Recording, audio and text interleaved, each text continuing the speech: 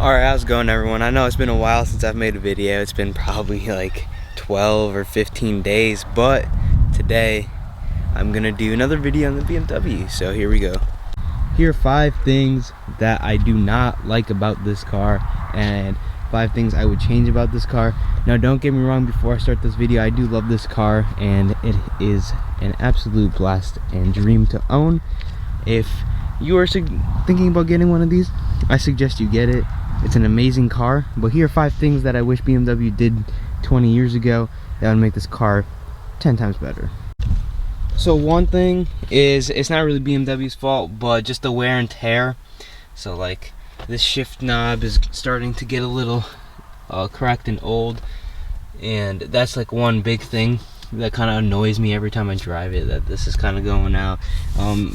Most of this leather is pretty nice. It's been well taken care of by the previous owner, but obviously like right here on the seats there's a little bit of scuffing, but it's taken care of by the previous owner. But I just wish that it wasn't there, and that's definitely one thing that makes me kind of upset, is that the interior is kind of cracking away. The passenger seat is very nice, but the driver's seat is definitely wearing.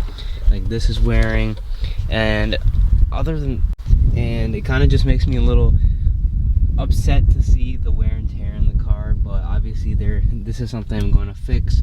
Gonna get it all fixed up and make sure this car sees another 20 years or more, if I'm owning it or if I'm not owning it. But definitely wear and tear is number one thing that I just don't like about the car, and obviously that's going to come with age. It's expected to be with any cars this old and from this generation. So that's number one. Number two, the second thing has to deal with the driving of this car, and it is the clutch.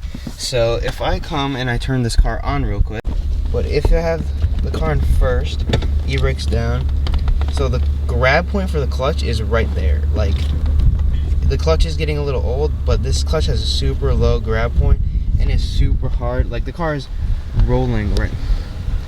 The car is literally rolling with that. The car is going forward right there, and that just kind of makes me a little mad. It kind of makes me a little upset that the car does do that, and that's just a way the car drives. And if you look up any other videos and stuff, every video is going to say this clutch has a super low grab point, which isn't too bad, but it's one thing I wish they fixed when they made this car, and I feel like they could have easily done that. So the third thing is another interior thing. It's these right here. So this is a little place to put, you know, not your coins, but whatever you need. Like, I rest my phone in here sometimes, a wallet, whatever. And right behind it is the cup holders. Right, the cup holders work. They're not too bad, but they're a little small, but can't complain for a sports car. But these are covered in, or they're made of plastic. Everything else in this car is covered with leather. The doors, the whole dash, the steering wheel, and then this, all of this is covered in leather. And then even the e-brake is covered in leather. And then right here, for some reason, they decided to do plastic. Now, I'm not sure why. If there's a place where I was planning to like change these out for something leather, make them leather, that's something I wanted to do. And I still, if I can find them, I will put and make them leather. But that's just one thing that really annoys me, that these are plastic and they don't feel very nice. You know, they shake a little bit, and this is like the only part of the car they kind of like cheaped out on interior wise, because the rest of the interior is really quality. It's all leather here, like proper metal. Like this is pretty heavy, and then all the buttons, you know, they're plastic, but they're not too bad to the feel. But these just don't feel very BMW, I guess. So I'm starting to run out of bad things to say about this car, because there aren't very many. This car does make a very good exhaust note, but the fourth thing is that it could be a little louder. Like, look at the size of the mufflers back here.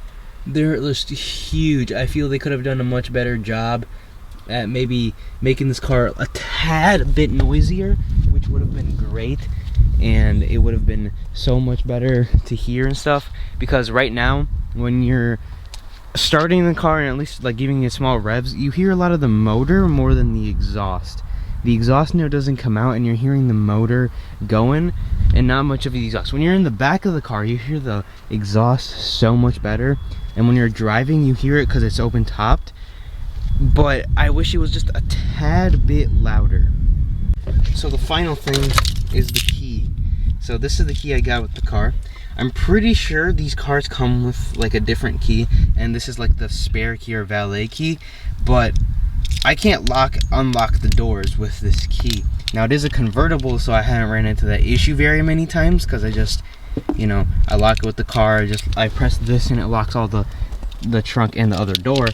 But I wish I got the other key, or if they didn't make another key, I wish they made another key. I'm pretty sure they did make a key which had a lock and unlock button, which I'm thinking about getting, and it's going to cost me a fair bit because BMW tax, but that is the fifth and final thing that I just don't like about this car.